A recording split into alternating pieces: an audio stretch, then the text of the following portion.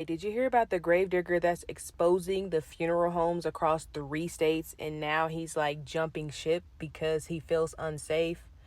I hope that he doesn't get fired. He supposedly got threatened if he didn't take down the video that he originally exposed them from, to get fired if he doesn't take that video down. Oh my gosh, my hair is crazy. So I had just buried my brother recently, right, guys? And at this funeral home, there was a lot of weird stuff going on. Every time I was going there was like tons of bodies being brought in. I'm talking about, like I said, 6 to 7 at a time. It ain't like I was just constantly going back and forth up in there, but just weird because it's so small. We don't have a shortage. Anybody who lives in Kansas City knows that we have like funeral homes galore, crematories galore. So then this comment says, I worked in South Texas, and you can read the rest of it. So, she's saying she wishes that they stop giving the good funeral homes a bad name.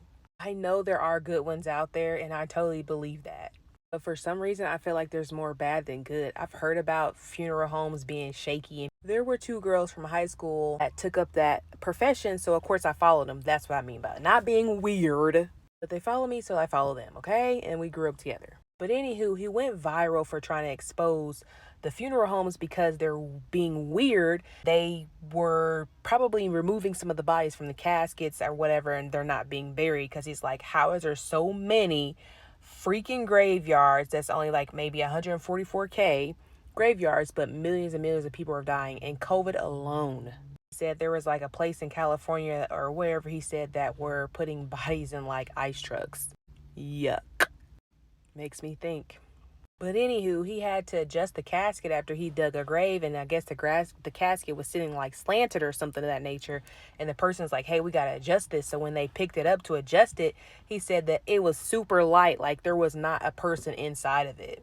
That's creepy. Where's the body? Then somebody brought up that they be having these things called Sullivan Green, or there's like a documentary where it's like they take the bodies and they solidify them and put them back into the water system to filtrate into the water.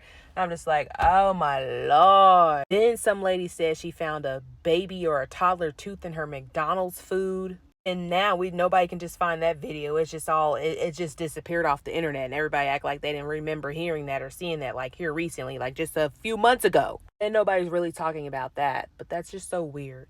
I don't know. I don't know who needs to hear this. But anywho, watch where you bury your loved ones, because everybody in this suit is not sent from God, okay? All right, I'll call you back.